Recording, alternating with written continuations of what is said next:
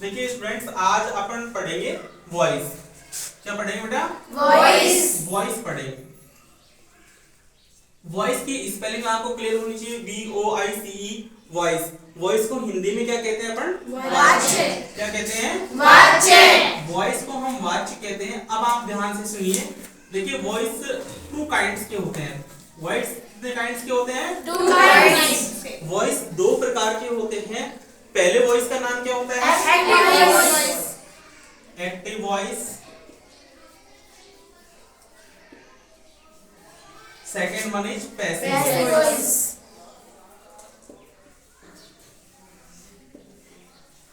अब बेटा आपको समझना है एक्टिव और पैसिव। बोर्ड की परीक्षा में, और हमारा जो बोर्ड का नाम है RBSC। क्या है? RBSC के कोर्स को हम यहाँ कर रहे हैं, और इसमें वॉइस हम पढ़ रहे हैं जिसमें एक्टिव और पैसिव वॉइस जो आपके मेन टॉपिक है। एक्टिव वॉइस आपको दिया जाएगा पेपर में, और इसका पैसिव वॉइस बनवाया जाएगा। एक्टिव वॉइस को हिंदी में क्या कहते हैं? सक्रिय वाच्य। और पैसिव वॉइस को बोलते हैं निष्क्रिय वाच्य। अब एक्टिव वॉइस और पैसिव वॉइस को समझने के लिए आपको पहले सेंटेंस देखने पड़ेंगे। जैसे आप देखेंगे यहां पर, Mohan sings great songs. Mohan sings great songs. बेटा यहां पर आप देख रहे हैं Mohan sings great songs. Mohan महान गीत गाता है।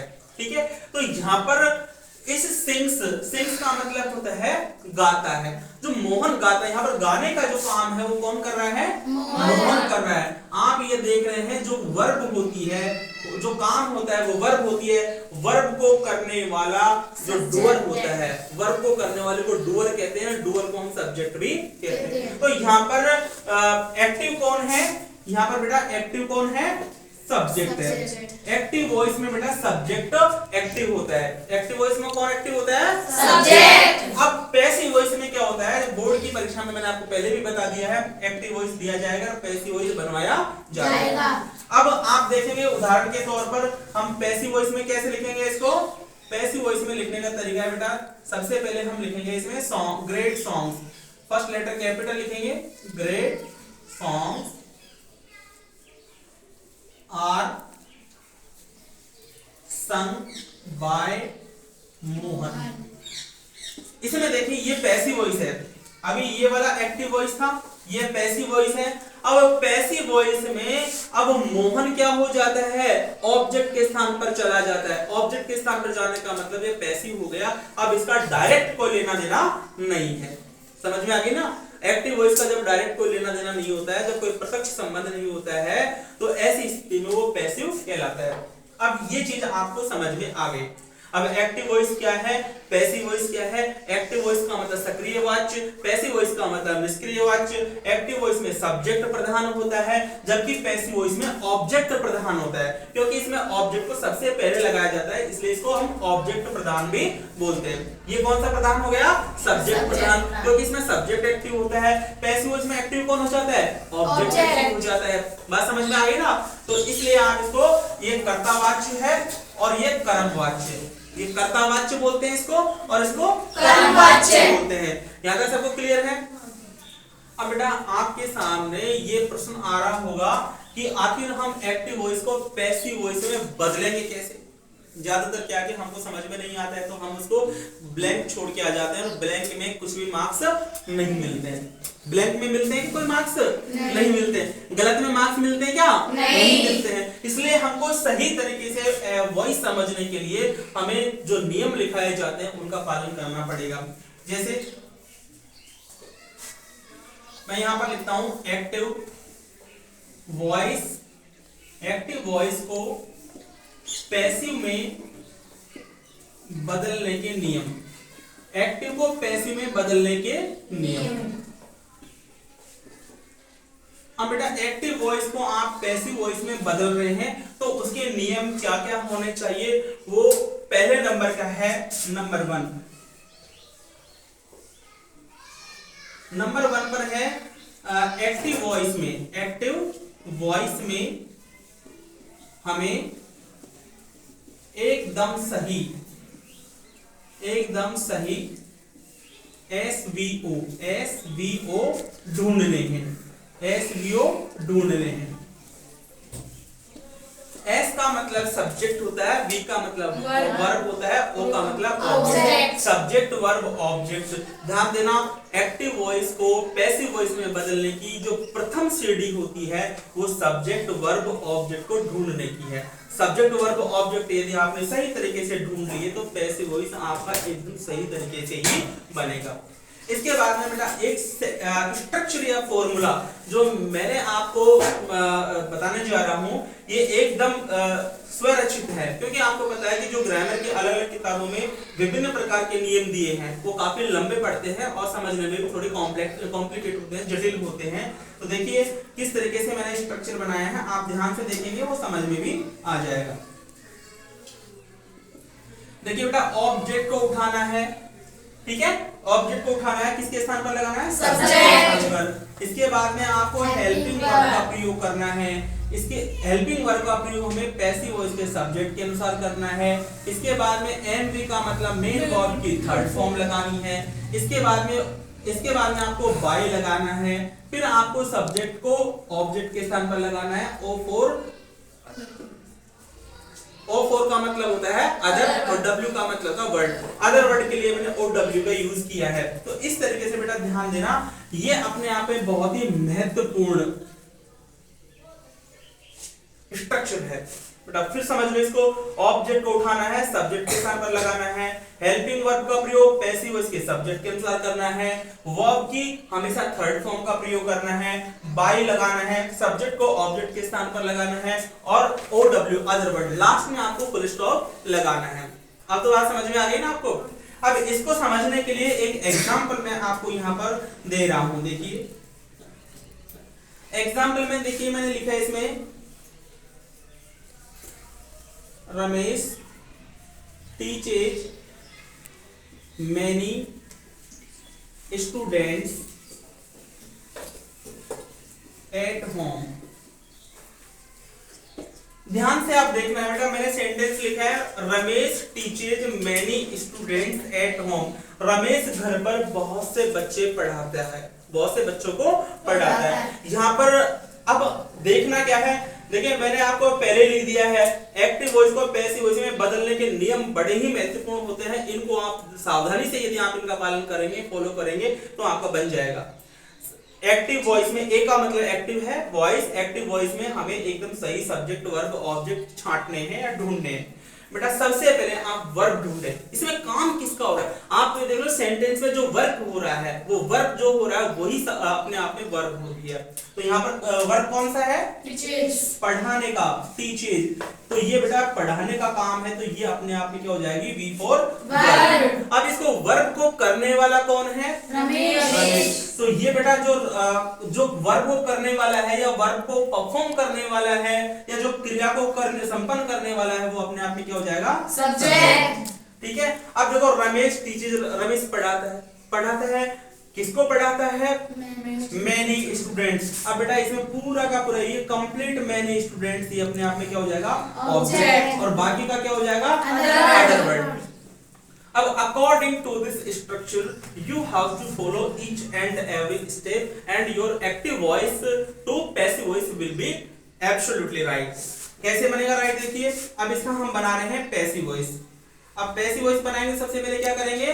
First of all you should put and right object. क्या लिखना है? ऑब्जेक्ट। इस ऑब्जेक्ट को बेटा उठाओ और यहाँ पर लगा दो। फर्स्ट लेटर क्या लिखेंगे? कैपिटल। क्या लिखेंगे इसमें? Many students. बोलिए मैनी स्टूडेंट्स। ऐसा लिख दिया मैनी स्टूडेंट्स। अब ये लिखने के बाद में अब मैंने आपको एक चीज और बताई है बेटा, ऑब्जेक्ट को उठाया आपने, ऑब्जेक्ट को उठा करके सब्जेक्ट के स्थान पर रख दिया है और ये हो गया मैनी स्टूडेंट्स। अब आपको लगाना है हेल्पिंग वर्ब। हेल्पिंग वर्ब का प्रयोग किसके अकॉर्डिंग करना है? पैसिव वॉइस के सब्जेक्ट के अकॉर्डिंग करना है। ये पैसिव वॉइस का सब्जेक्ट है। देखिए मैं आपको इतना बता दूं, अभी जैसे टेबल में मैं बताऊंगा आपको हेल्पिंग वर्ब से संबंधित टेबल, उसमें आपको कंप्लीट नियम मिल जाएंगे। आपको रटना है, क्रैम करना पड़ेगा। कुछ चीजें ऐसी होती है समझने की होती है, कुछ चीजें रटने की होती हैं बेटा, वो रटने ही पड़ेंगी आपको। मान लीजिए एक्टिव वॉइस में क्या आ जाएगा? एक्टिव वॉइस में वर्ब की फर्स्ट फॉर्म आ गई या फिर वर्ब की फर्स्ट फॉर्म में एस या ईएस आ जाए तो बेटा आपको पैसिव वॉइस में हेल्पिंग वर्ब लगानी है इज एम आर में से कोई एक। ठीक है, अब यहां पर देखिए मैनी स्टूडेंट्स। अब इसमें मैनी स्टूडेंट्स अपने आप में ही कौन सा टाइप का सब्जेक्ट हो गए, कौन से टाइप का सब्जेक्ट हो गए? सब्जेक्ट नंबर कौन सा, सिंगुलर हो गया प्लूरल होगा? प्लूरल है। ये प्लूरल सब्जेक्ट होने के कारण इसमें हम इजएमआर में से क्या लगा देंगे? आर का प्रयोग करेंगे। ये बेटा आर का प्रयोग हम यहाँ पर कर देंगे तो ये हो जाएगा आर। तो मैनी स्टूडेंट्स आर। अब बताओ आपको हेल्पिंग वर्ब का जो मैंने प्रयोग बताया सबको समझ में आ गया? यस। ठीक है, अब ये आपकी ये स्टेप बहुत ही जटिल होती है क्योंकि अक्सर हम यहाँ पर गलती कर जाते हैं। अगली स्टेप कौन सी हो गई?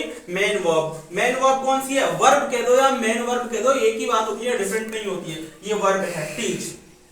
अब देखिए इसमें कौन सी फॉर्म लगेगी बेटा? थर्ड फॉर्म लगेगी। तो टीच, ये टीच बेटा अब इसका अर्थ है पढ़ाना, सेकंड फॉर्म और इसकी थर्ड फॉर्म बताओ क्या होती है? टीच की क्या होती है? टॉट। क्या होती है बेटा? Taught, T A you ji H T, taught. और इसकी भी क्या होती है बेटा? T A you ji H T, taught. अब आप इसमें से सेकंड और थर्ड फॉर्म, स्पेलिंग दोनों की एक है लेकिन हमें थर्ड फॉर्म पे जाना है। इसकी मेन वर्ब कौन सी हो जाएगी? टॉट। क्या हो जाएगी बेटा? टॉट। ध्यान रखना टीच की टॉट होती है, ये भी आपको रटने की चीज है। तो हेल्पिंग वर्ब और मेन वर्ब आपको रटने की चीज है, आप रटेंगे तभी आपके लिए संभव हो पाएगा। मैंने स्टूडेंट्स आर टॉट। इसके बाद में आप बाय का प्रयोग करेंगे।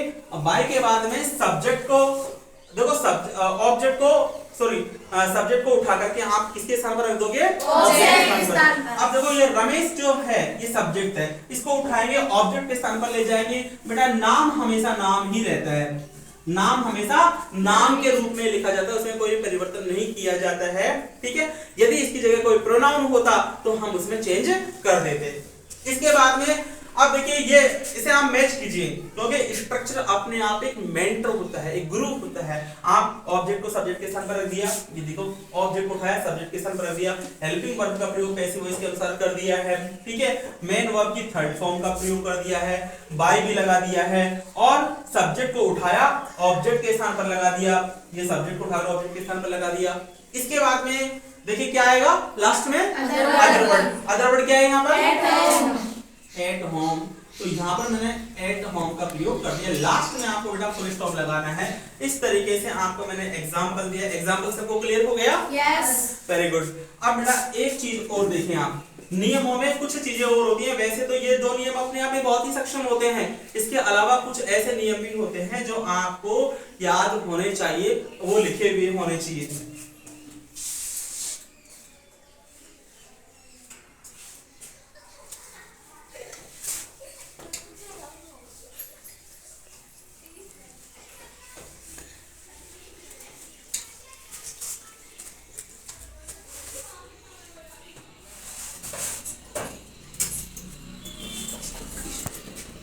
कर लिए हैं, अपने पास में दो स्टेप हो चुके हैं, फर्स्ट हो गई, सेकंड हो गई। थर्ड स्टेप में देखिए ये हो गया प्रोनाउन संबंधी परिवर्तन। प्रोनाउन संबंधी परिवर्तन। बेटा प्रोनाउन को हिंदी में क्या बोलते हैं? सर्वनाम। सर्वनाम। तो प्रोनाउन संबंधी परिवर्तन।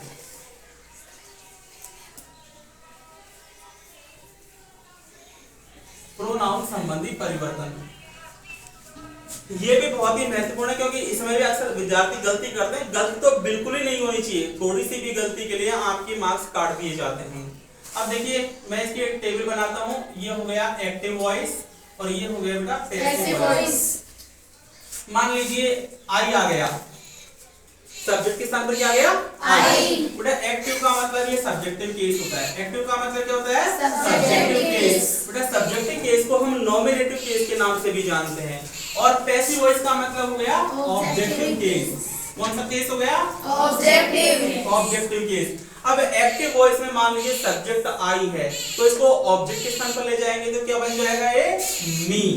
याद करना पड़ेगा, जब आई है तो आई का ऑब्जेक्टिव रूप क्या हो जाएगा? मी। अब मान लीजिए ये तो क्लियर है, आई का मी हो जाएगा। मान लीजिए वी आ जाए, एक्टिव वॉइस का सब्जेक्ट वी आ गया तो पैसिव वॉइस में ऑब्जेक्टिव क्या हो जाएगा? ये अस बन जाएगा बेटा ये। ये ध्यान देने की बातें हैं। अब मान लीजिए यू है तो यू का क्या हो जाएगा, यू का यू ही रहेगा, यू का यू रहेगा। अब मान लीजिए सी है, एक्टिव वॉइस का सब्जेक्ट सी आ गया तो सी का क्या हो जाएगा, हर। मान लीजिए ही आ गया तो हिम, और बेटा इट आ गया तो इट का बेटा इट ही रहेगा। अब एक और है जो मैं आपको बताता हूं, वो लास्ट है बेटा THEY दे, THEY दे आ गया। अब दे आ जाए तो दे का क्या हो जाएगा, देम हो जाएगा। क्या हो जाएगा, देम। तो इस तरीके से आपको ध्यान देने की बातें होती हैं। ये एक्टिव से जब हम पैसिव बनाते हैं तो इस तरीके के परिवर्तन भी किए जाते हैं। ये आपने ये थर्ड परिवर्तन देखा। एक देखिए एक महत्वपूर्ण परिवर्तन और है जो अक्सर बोर्ड की परीक्षा में ये पूछ लिया जाता है। कुछ ऐसे सब्जेक्ट भी होते हैं जिनको पैसिव वॉइस में जोड़ा ही नहीं जाता है। कुछ सब्जेक्ट ऐसे होते हैं बेटा जिनको पैसिव वॉइस में जोड़ते ही नहीं है। अब वो कौन कौन से सब्जेक्ट हैं, देखो कुछ सब्जेक्ट्स अनइम्पोर्टेंट होते हैं। कुछ सब्जेक्ट्स क्या होते हैं बेटा, अनइम्पोर्टेंट होते हैं,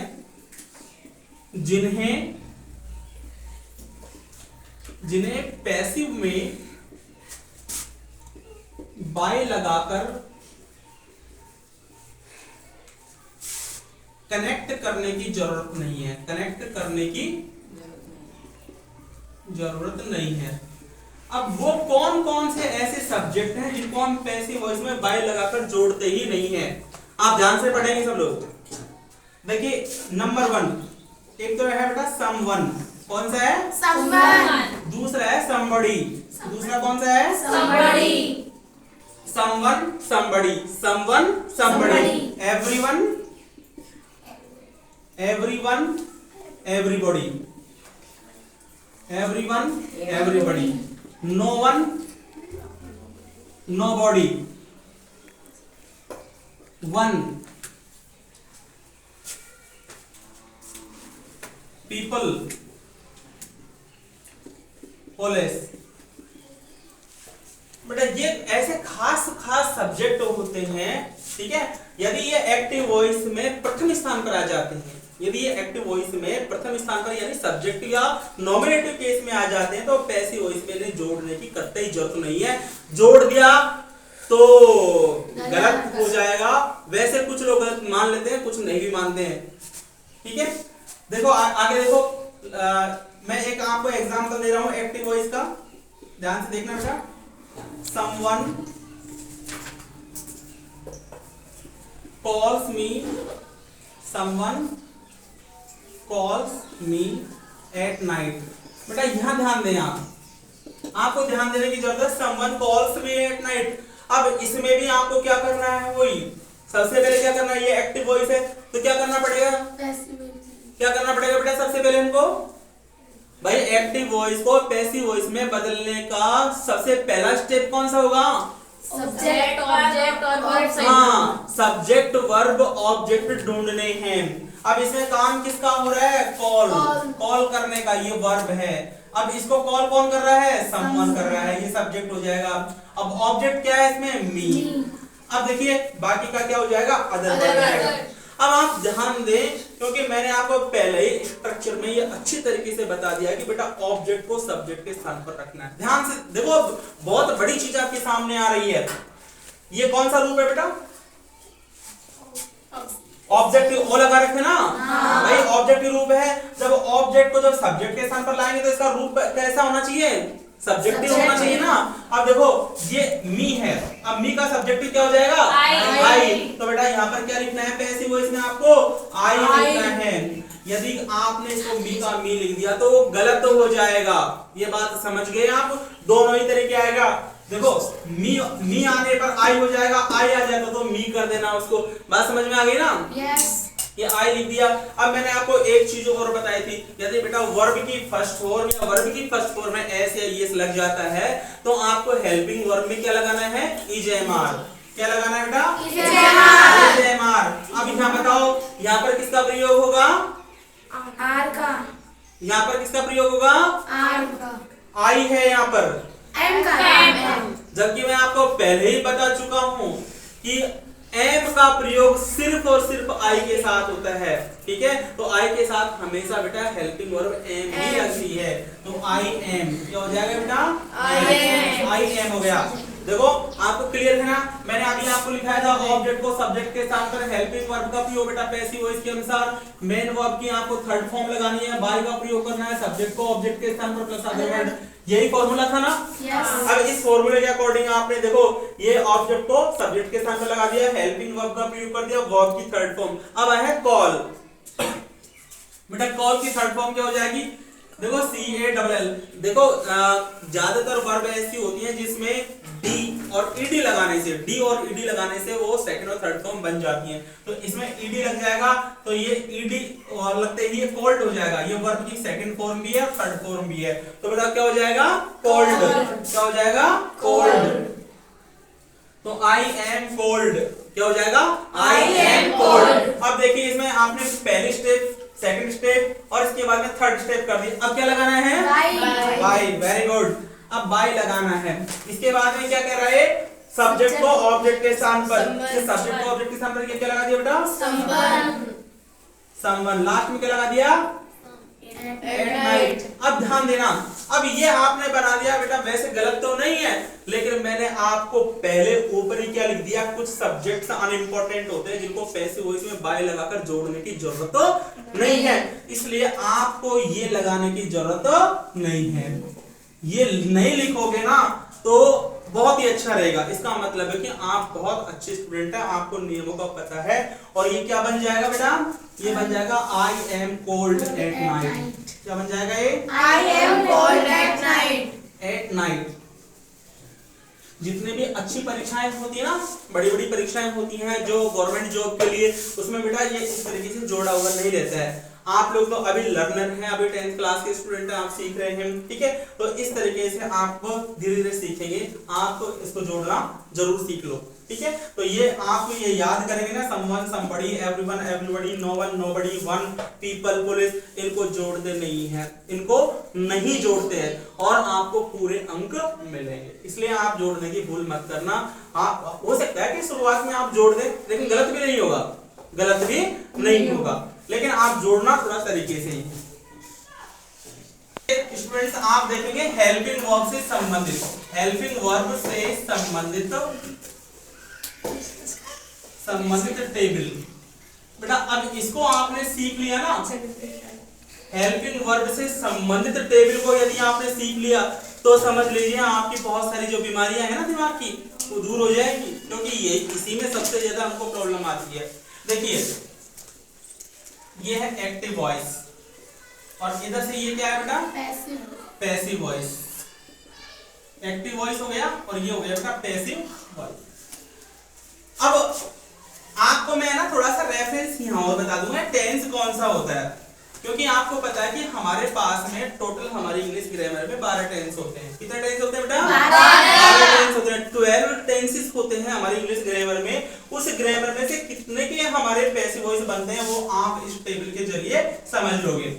बेटा यदि वर्ब की फर्स्ट फॉर्म आ जाए, क्या आ जाए, वर्ब की फर्स्ट फॉर्म, अथवा ये कॉमा लगा दिया, अथवा वर्ब की फर्स्ट फॉर्म में एस या ईएस आ जाए, तो बेटा आप पैसिव वॉइस में हेल्पिंग वर्ब लगाएंगे इज, एम, आर में से एक। इज का प्रयोग सिंगुलर के साथ में होता है, आर का प्रयोग प्लूरल के साथ में होता है और एम का प्रयोग सिर्फ आई के साथ में होता है।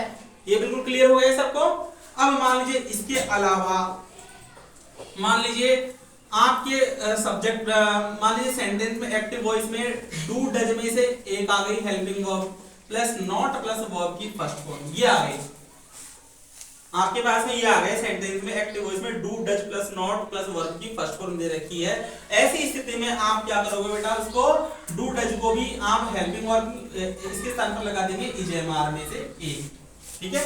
डू डज के स्थान पर क्या आ जाएंगे, वही इजेएमआर में से एक, और नॉट की जगह नॉट लगा देंगे। अब आपको ये भी बताया है कि पैसिव वॉइस में हमेशा वर्ब की कौन सी फॉर्म का प्रयोग करता है, वर्ब की थर्ड फॉर्म, तो ये बेटा वर्ब की थर्ड फॉर्म हो जाती है। ये क्लियर हो गया आपका ये वाला टेंस। अब ये टेंस कौन सा बेटा, ये टेंस है बेटा प्रेजेंट इंडेफिनिट टेंस। कौन सा टेंस हो गया, present indefinite. Present indefinite tense हो गया, जिसको हम सिंपल प्रेजेंट टेंस के नाम से भी जानते हैं। अब देखिए अगला टेंस हमारा आता है प्रेजेंट कंटिन्यूअस टेंस। कौन सा टेंस आता है? प्रेजेंट कंटिन्यूअस टेंस आता है। मान लीजिए आपके पास में पहले से हेल्पिंग वर्ब आ गई is am are plus verb की फर्स्ट फॉर्म में आईएनजी। ये फॉर्मूला है, मान लीजिए इस तरीके का फॉर्मूला आ गया, ठीक है, ये पैटर्न आ गया। अब इस पैटर्न में क्या करना है हमको, तो इज एम आर की जगह तो is am are helping verb लगी जाएगी। ये ध्यान रखना, ये सब्जेक्ट के हिसाब से पैसिव वॉइस के सब्जेक्ट के हिसाब से चेंज होती रहती है। इज एम आर में से एक लगा देंगे, लेकिन एक बात मैं आपको अच्छे से बता दूं, जिस वर्ब में आईएनजी लगा होता है, जिस वर्ब में क्या लगी रहती है? आईएनजी, उससे पहले बीइंग लगा दिया जाता है। क्या लगा दिया जाता है? बीइंग। और बीइंग की बेटा स्पेलिंग होती है बीईआईएनजी। क्या होती है? बीईआईएनजी, बीइंग। और बीइंग लगाने के बाद बेटा वर्ब की थर्ड फॉर्म लग जाएगी। ये ध्यान रखना, ये दिमाग में बिठा लो। यदि वर्ब की फर्स्ट फॉर्म में आईएनजी लग रही है तो उससे पहले बीइंग लगाएंगे। क्या लगाएंगे? बीइंग। अब ये कौन सा टेंस हो जाएगा? Present continuous. ये बेटा प्रेजेंट कंटिन्यूअस टेंस हो गया कंप्लीट आपका। अब आगे देखो, मान लीजिए हैज और हैव, एक्टिव वॉइस में हैज हैव आ गया। एक बात और ध्यान देना बेटा, हैज हैव के साथ में हमेशा वर्ब की थर्ड फॉर्म आती है पहले से, इसलिए आपको अब अलग से थर्ड फॉर्म बनाने की जरूरत नहीं है। क्योंकि वर्ब की थर्ड फॉर्म बनाना यदि मान लीजिए आपको याद नहीं हुआ, ठीक है, तो आप गलत लिख दोगे, तो इसमें गलती के चांसेस नहीं है। अब ये कौन सा टेंस हो गया? Present perfect. कौन सा हो गया बेटा? Present perfect. ये प्रेजेंट परफेक्ट टेंस हो गया बेटा। और प्रेजेंट परफेक्ट टेंस की हेल्पिंग वर्ब हैज हैव होती है, और हैज हैव के साथ वर्ब की थर्ड फॉर्म लगती है। मैं आपको इतना बता दूं, जिस टेंस में वर्ब की थर्ड फॉर्म लगती है तो थर्ड फॉर्म से पहले बीन लगा दिया जाता है। क्या लगा दिया जाएगा? बीन। वो तो बेटा बीइंग है, ये बीन है, तो हैज हैव में से तो एक लगाएंगे ही लगाएंगे। प्लस में क्या लगा देंगे? B double E N, been लगा देंगे, प्लस वर्ब की थर्ड फॉर्म लगा देंगे। तो इस तरीके से आपका ये टेंस भी कंप्लीट हो जाता है, क्योंकि 12 टेंस में कहीं से भी पूछ सकता है। अगला हमारे पास में जो टेंस होगा जिसकी हेल्पिंग वर्ब होगी हैज बीन या हैव बीन। मान लीजिए हैज बीन या हैव बीन आ गया। हैज बीन हैव बीन के साथ में वर्ब की फर्स्ट फॉर्म में आईएनजी रहती है, और ये टेंस होता है बेटा present perfect continuous. Present perfect continuous, ये प्रेजेंट परफेक्ट कंटिन्यूअस टेंस है बेटा। अब आपको यहां देखना है, जिस एक्टिव वॉइस में बीन लगा रहता है, जिस एक्टिव वॉइस में क्या लगा रहता है? बीन। तो जिसमें बीन लगा रहता है बेटा उसका पैसिव वॉइस नहीं बनता है, उसका पैसिव वॉइस नहीं बनता है। और पहली बात तो ये बोर्ड के एग्जाम में पूछेगा ही नहीं, और यदि मान लीजिए पूछ भी लेता है तो आप उसमें क्या लिखेंगे? नो पैसिव, अर्थात इसका कोई पैसिव नहीं बनेगा। अब देखिए प्रेजेंट टेंस के 4 हो गए। प्रेजेंट टेंस के 4 टेंस है ना, तो present indefinite, present perfect, present indefinite, present continuous, present perfect, present perfect continuous. इसमें से 3 का बना है और 1 का नहीं बना है। क्यों नहीं बना? क्योंकि उसमें बीन लग गया है। क्या लग गया? बीन। बीन का मतलब बी डबल ई एन, ठीक है, कालबेलिया वाला बीन है ना, वैसा ही बीन है ये बीन। तो ये बीन लग गया, तो इसका पैसिव वॉइस बेटा नहीं बनेगा। आगे देखें आप, ये वाला जो मैं लिख रहा हूं ना, अब ये कुछ ज्यादा महत्वपूर्ण है। देखिए मान लीजिए वर्ब की सेकंड फॉर्म आ जाए, क्या आ जाए बेटा? वर्ब की सेकंड फॉर्म आ जाए। अब बताओ हेल्पिंग वर्ब क्या लगानी है? तो सेकंड फॉर्म के तौर पर ये आ गई, तो बेटा आप लगाएंगे वाज और वर्ब। किसका प्रयोग करेंगे बेटा? वाज और वर्ब। अब देखिए ये हो गया। इसके बाद मान लीजिए डिड आ गया, did plus not plus verb की फर्स्ट फॉर्म आ गई, तो आपको हेल्पिंग वर्ब क्या लगानी है? वही वाज वर्ब लगानी है। क्या लगानी है बेटा? वाज वर्ब, और इसके साथ वर्ब की थर्ड फॉर्म लगेगी। कैसा भी हो, ठीक है, वर्ब की सेकंड फॉर्म भी आ सकती है, did plus not plus verb की फर्स्ट फॉर्म भी आ सकती है, तो आपको वाज वर्ब प्लस वर्ब की थर्ड फॉर्म ही लगानी है। बेटा कौन सा टेंस हो गए? Past indefinite. कौन सा टेंस हो गया? Past indefinite. इसको सिंपल पास्ट टेंस के नाम से भी जानते हैं। अब देखिए पास्ट कंटीन्यूअस, मान लीजिए पास्ट कंटीन्यूअस में होती है वाज वर्ब। कौन सी होती है बेटा हेल्पिंग वर्ब? Was verb. मान लीजिए वाज वर्ब आ जाए, वाज वर वर्ब की फर्स्ट फॉर्म में आईएनजी आ गई तो बेटा क्या, अब देखो इसमें भी वही फॉर्मूला लागू हो रहा है, मैंने पहले ही बताया था किसी भी वर्ब में आईएनजी लगा हुआ है तो उससे पहले क्या लगा देंगे बेटा, बीइंग लगा देंगे। आप ध्यान से समझेंगे तो ही संभव है आपके लिए सीखना। तो बेटा वाज और वर में से तो एक लगा ही दिया। अब देखिए इसमें आईएनजी फॉर्म लगी हुई है तो क्या लगा देंगे इसमें, बीइंग, बीइंग प्लस वर्ब की थर्ड फॉर्म। तो इस तरीके से आपका पास्ट कंटीन्यूअस टेंस कंप्लीट हो गया। आप एक बार ये कंप्लीट टेबल देख लेंगे, उसके बाद में हमें ड्रॉप करेंगे, फिर अगले उसमें अपन अगले चरण में नेक्स्ट जो भी है वो केवल समझने का रहेगा, उसमें अपन सीखेंगे। अब नेक्स्ट हो गया इसमें पास्ट परफेक्ट। बेटा पास्ट परफेक्ट में हेल्पिंग वर्ब होती है हैड, हेड प्लस वर्ब की थर्ड फॉर्म। अब सीखने की जरूरत क्या है, मैंने पहले ही बता दिया, जिसमें वर्ब की थर्ड फॉर्म रहती है उसमें बीन लगा दिया जाता है। क्या लगा दिया जाता है, बीन। तो यहाँ पर हेड के साथ में क्या लगा देंगे, बीन, क्योंकि इससे पहले वर्ब की थर्ड फॉर्म थी तो ये लगा दिया। ये भी आपका कंप्लीट हो गया। अगला है past perfect continuous. Past perfect continuous tense की बेटा हेल्पिंग वर्ब होती है बेटा had been, had been verb की फर्स्ट फॉर्म में आईएनजी। अब देखो इसमें भी बीन लग गया, लगे ना बीन, तो इसका भी बेटा क्रॉस, अर्थात इसका भी नो पैसिव, इसका भी पैसिव वॉइस नहीं बनेगा। नहीं बना पैसिव वॉइस। अब ये खत्म होने वाला है। ये टेबल अपने आप में बहुत ही महत्वपूर्ण है, ये आपको रटी हुई होनी चाहिए। नेक्स्ट देखिए बेटा फ्यूचर इंडेफिनिट। आपके 12 के 12 टेंस की हेल्पिंग वर्ब भी क्लियर हो रही है यदि आप ध्यान से पढ़ोगे तो। फ्यूचर इंडेफिनिट टेंस की हेल्पिंग वर्ब होती है बेटा शैल और विल, शैल और विल। शैल विल के साथ में वर्ब की फर्स्ट फॉर्म आती है, तो शैल विल आ जाए तो बेटा आपको पैसिव वॉइस में क्या करना है, उसकी जगह शैल बी विल बी करना है। क्या करना है, shall be will be, shall be या विल बी प्लस वर्ब की थर्ड फॉर्म। तो आपने यहाँ देख रहे हैं शैल विल आने पर आप बी एक्स्ट्रा लगा देंगे तो शैल बी विल बी हो जाएगा। ये फ्यूचर इंडेफिनिट हो गया। अब देखिए नेक्स्ट आप फ्यूचर कंटीन्यूअस। फ्यूचर कंटीन्यूअस की हेल्पिंग वर्ब होती है बेटा शैल बी और will be. Shall be will be verb की फर्स्ट फॉर्म में आईएनजी लगती है। अब ध्यान देना बेटा, यदि एक्टिव वॉइस में बी लग जाता है तो बी का भी पैसिव वॉइस नहीं बनता है, बी का भी पैसिव वॉइस नहीं बनता है, अर्थात ये भी नो पैसिव। अब 2 और रह गए हैं आपके, है ना, तो इसका भी पैसिव वॉइस नहीं बनेगा। अगला है देखिए आप future perfect. Future perfect tense, future perfect tense की जो हेल्पिंग वर्ब होती है बेटा शैल हैव विल हैव। क्या होती है, शैल हैव विल हैव,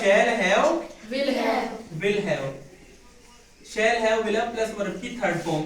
मैंने आपको बताया था ना, जिसमें वर्ब की थर्ड फॉर्म है तो उससे पहले बीन लगा देते हैं, तो इसमें भी क्या हो जाएगा, shall have oblique will have. इन दोनों के साथ यदि कोई ऐसा होता है तो हम उसमें बीन लगा करके वर्ब की थर्ड फॉर्म लगा देंगे। ठीक है, इस तरीके से ये भी आपका कंप्लीट हो जाता है।